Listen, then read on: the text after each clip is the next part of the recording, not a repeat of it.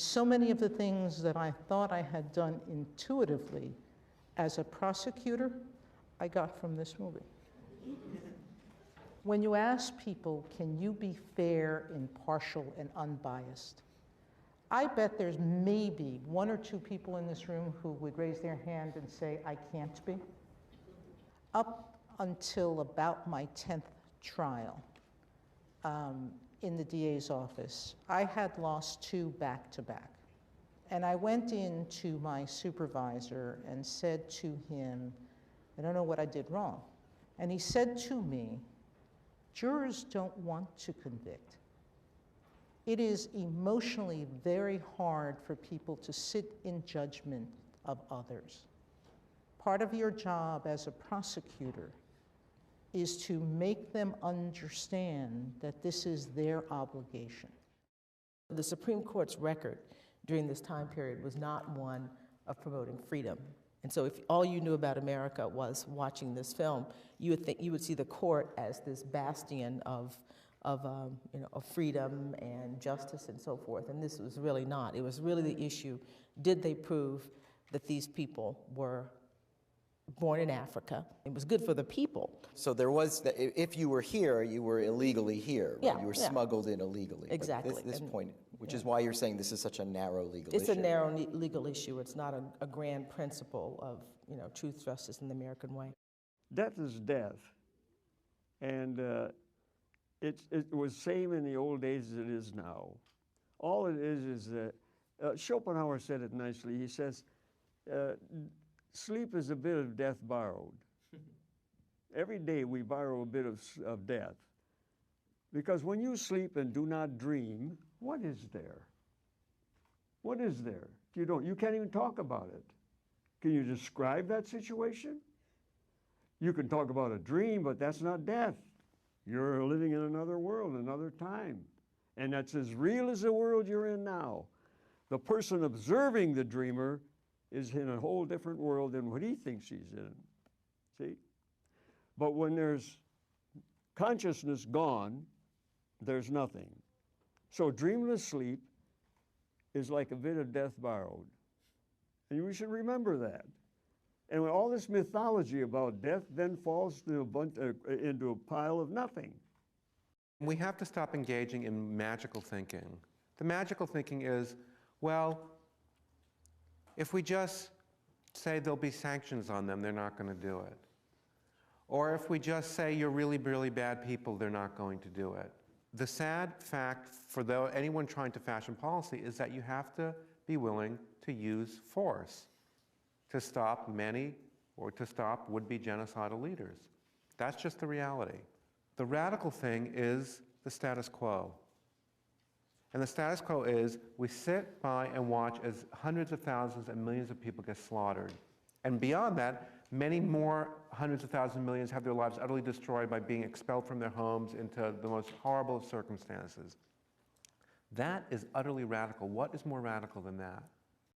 There's almost like a Talmudic thing that's happening in this film that's going through it. And it keeps touching, sort of like an old knowledge, an old order that we instinctively know.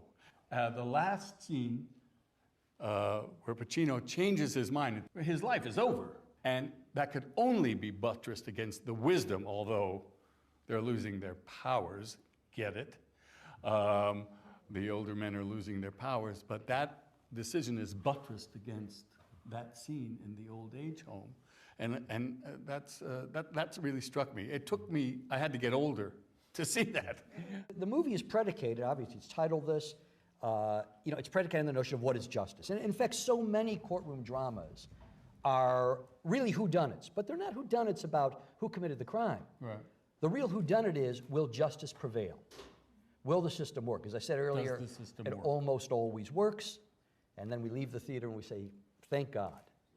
And every so often, and now more frequently, we see that the system doesn't work. So the whodunit is, does justice prevail? Here it doesn't. From 67, which is Bonnie and Clyde, through 79 is one of the most fertile periods in American film.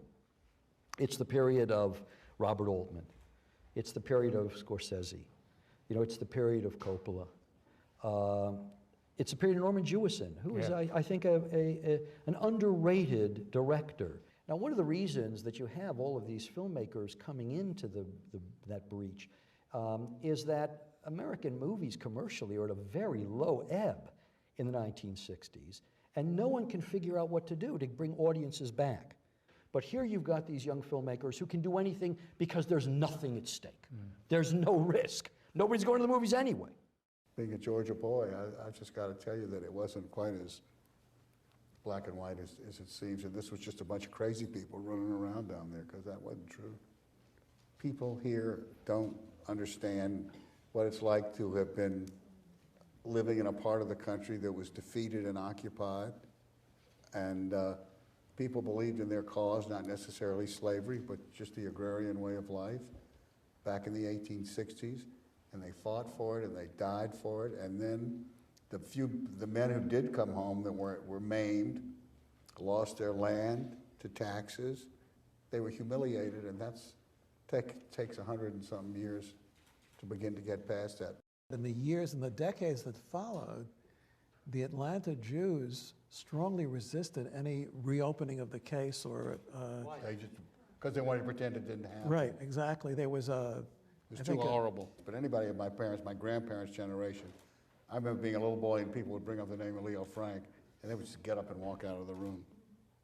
And that's what got me so interested. Look what happened to the grandson. What did he do? Never mind. I had to go to the library when I was old enough to ride the bus by myself to figure out what he did. Well, the New York Times took up the case. Adolph Oakes, the publisher, and someone wrote that this was the first and the last time that the New York Times ever became a crusading newspaper on an issue like this, especially because, very much like the Hollywood moguls, Adolph Oakes and the family that owned the New York Times did everything they could to de-emphasize that the ownership was Jewish.